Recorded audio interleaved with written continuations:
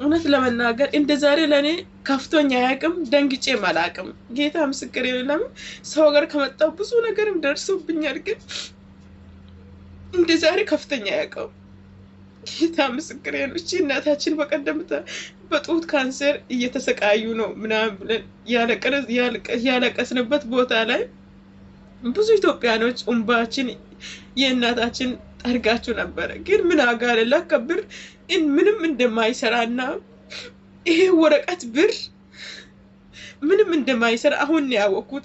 እኔ ራሱ ጌታ ነው ከቀደም ለምንድን ነው እየሰራ ያለው ነው ያልኩት ለከሰው ለመደሰት ብቻ ለከብር የሚያስቀምጠው ማለት ነው በህይወት ያለንበት ጊዜ ላይ ሳንደሰት ሰው ሀገር ውስጥ አብዛኛው አረብ ሀገር ውስጥ ቤት እንሰራለን ምን እናደርጋለን እንላለን ግን እቺ እናታችን ይሄን ብር ከተሰበሰበ በኋላ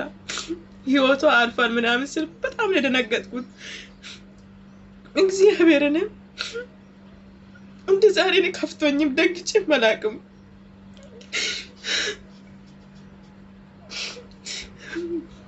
ጌታ ደንግጬ አላቅም እስከ ዛሬ ማለት ነው ግን የደነገጥኩት እንደዚህ የሚያስደነግጠውና እንደዚህ እኔን እንደዚህ የሚያሳብደው ነገር አልደረሰብኝም ግን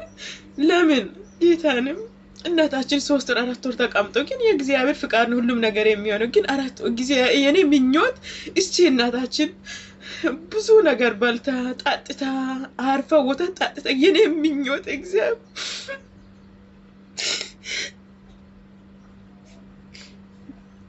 ምኞቴ ትልቅ ነበረ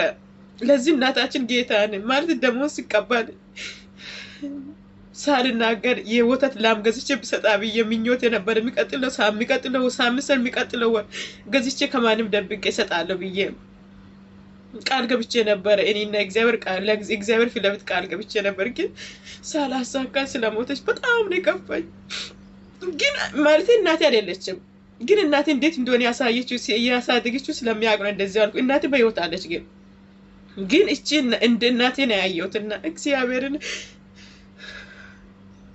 እንጃ እኔ ዛሬ ከፍቶኛል እግዚአብሔር ቃላት የለኝም እኔ እንጃ ሴትዮ ራሱ ከቤት ሳታባረኝ አይቀርም ዛሬ እኔ እንጃ ማረጎ ነገር ምንም ጠፍቶኛል